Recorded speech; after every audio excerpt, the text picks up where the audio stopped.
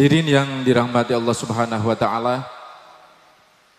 Selanjutnya dalam majlis yang penuh berkah ini, mari kita simak bersama pembacaan manaqib yang akan dibacakan oleh Al-Habib Lutfi bin Abdurrahman. Kepada beliau dipersilahkan.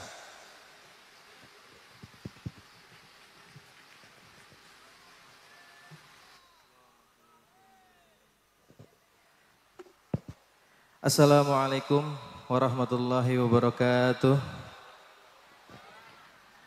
Innal hamdalillah nahmaduhu wa nasta'inu wa nastaghfiruh wa na'udzubillahi min syururi anfusina wa min sayyiati a'malina may yahdihillahu fala mudhillalah wa may yudhlil fala hadiyalah.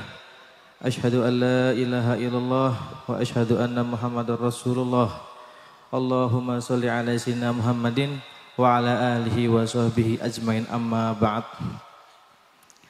Al-Mukarram wal-Muhtaram, Jami'ul Habaib wa Syaraif An-Nujaba, para sesepuh, para ajengan, para kiai, para hujaj, juga para aparatur negara yang tidak bisa Al-Faqir sebutkan namanya satu persatu tanpa mengurangi rasa hormat dan takdim Al-Faqir kepada antum sekalian, juga kepada para hadirin hadirat jamaah peringatan haul Al-Habib Umar bin Ismail bin Ahmad bin Syekh bin Toha bin Yahya. Al-Faqir pada kesempatan kali ini ingin membacakan sedikit manaqib sahibul haul Al-Habib Umar bin Ismail bin Ahmad bin Syekh bin Toha bin Yahya. Bismillahirrahmanirrahim. Di penghujung abad ke-19, saat malam di Nusantara masih diselimuti keheningan perjuangan, sebuah cahaya lahir di Panguragan Cirebon. Dialah yang lebih dikenal dengan sebutan Abah Umar bin Ismail bin Ahmad bin Syekh bin Toha bin Yahya. Seorang anak dari keluarga yang penuh berkah. Beliau lahir di antara tahun 1874 dari pasangan suami istri yang soleh, Sayyidil Walid Ismail bin Ahmad bin Syekh bin Toha bin Yahya dan Ibu Sumi'ah, yang oleh masyarakat dikenal sebagai Ratu Intan. Ibunda beliau sosok yang lemah lembut namun penuh dengan keteguhan. Abah Umar tumbuh di lingkungan yang dipenuhi kasih sayang dan didikan agama. Sejak kecil, Abah Umar menunjukkan keistimewaannya, bagaikan bunga yang mekar lebih awal dari musimnya. Ayahnya pun dengan sabar menanamkan ilmu agama dan nilai-nilai keutamaan. Seakan-akan jiwa beliau adalah bejana yang siap menerima aliran hikmah dari para guru. Namun, Arjawinangun yang damai tak cukup untuk memuaskan dahaga ilmu seorang Abah Umar kecil. Ia mulai melangkahkan kakinya meninggalkan kampung halaman yang tercinta, mendatangi para ulama besar yang namanya menjadi pelita zaman. Pada tahun 1903, di usia mudanya, Abah Umar berguru kepada Kiai Ahmad Sobari di Ciwedus, Kuningan, yang mana Kiai Ahmad Sobari merupakan seorang murid dari ulama besar Mbah Khalil Bangkalan Madura. Selama 2 tahun, Habib Umar menimba ilmu dengan penuh kesungguhan. Dari Ciwedus langkahnya terus berlanjut ke Bobos, Palimanan, di mana ia belajar kepada Kiai Suja.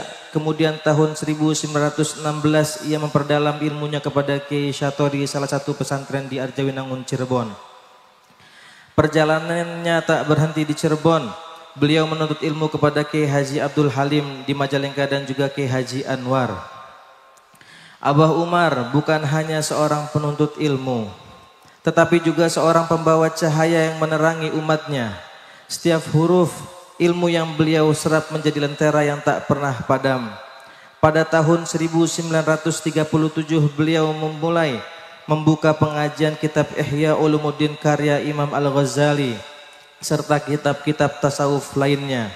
Setiap Kamis sore, Masjid Kebon Melati di Panguragan menjadi tempat berkumpulnya hati-hati yang haus akan hikmah. Beliau membimbing umatnya dengan kelembutan dan kebijaksanaan.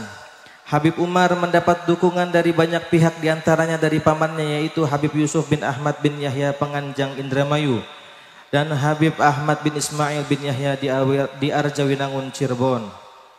Namun perjalanan beliau tidaklah mudah. Semangatnya menegakkan kebenaran membuat beliau harus menghadapi ujian yang berat. Akan tetapi jiwa beliau tetap bebas, doanya terus melangit dan semangatnya tak pernah surut. Tak hanya di masjid, Abah Umar juga membuka pengajian di kediamannya bersama sang istri di Panguragan Wetan, Cirebon. Rumah beliau itu bukan sekedar tempat tinggal, melainkan tempat para hati-hati yang resah menemukan harapan. Setiap ayat, setiap doa menjadi bara semangat yang perlahan-lahan meresap ke dalam sanubari para santri-santrinya. Majlis beliau pun bukan sekedar tempat berkumpul, melainkan simbol perjuangan spiritual dan intelektual yang diwariskan oleh Abah Umar.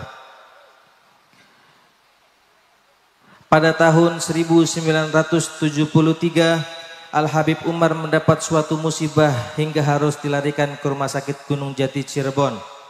Selang beberapa hari beliau dirawat di sana, akhirnya beliau harus dirujuk ke Rumah Sakit Hasan Sadikin, Bandung untuk mendapatkan pengobatan yang lebih optimal. Beliau dirujuk ke Rumah Sakit Hasan Sadikin, Bandung dengan menggunakan helikopter. Jangankan pada saat itu, pada saat ini saja itu merupakan suatu hal yang luar biasa. Sekaligus menunjukkan bahwasanya Abah Umar bin Ismail bin Ahmad bin Syekh bin Toha bin Yahya disegani dan juga dihormati oleh berbagai kalangan. Ketika beliau di rumah sakit, beliau itu berdawuh salah satu penggalan Quran surat Al-Qasas ayat 85. Innalladzi faradha 'alaikal Qur'an laradduka ila ma'ad. Dengan dauhnya Abah tersebut, para alim ulama yang menyaksikan dan mendengarkan secara langsung seketika bersedih. Karena itu merupakan pertanda bahwa Abah Umar akan segera wafat. Akhirnya tak berserang lama, Sayyidi Syekhun Al-Mukarram Maulana Abah Umar bin Ismail bin Ahmad bin Syekh bin Toha bin Yahya berpulang ke rahmatullah di Rumah Sakit Hasan Sadikin, Bandung pada tanggal 20 Rajab 1393 Hijriah atau bertepatan pada tanggal 19 Agustus 1973 Masehi. Beliau adalah sosok yang menjadikan ilmu sebagai senjata, doa sebagai benteng, dan keteguhan hati sebagai perisai. Perjalanan hidupnya adalah kisah tentang keberanian, pengorbanan, dan cinta yang abadi kepada umat dan akidah Islamiyah yang kokoh. Hingga kini warisan beliau terus hidup menjadi cahaya yang tak pernah padam di hati mereka yang mengenangnya. Demikianlah sedikit manakib atau biografi Sohibul Hal Al-Habib Umar bin Ismail bin Ahmad bin Syekh bin Toha bin Yahya. Mudah-mudahan kita semua yang hadir selesai acara ini bisa menjadi pribadi yang lebih baik. Hakadha minni wal afu minkum. Tsumma assalamualaikum warahmatullahi wabarakatuh.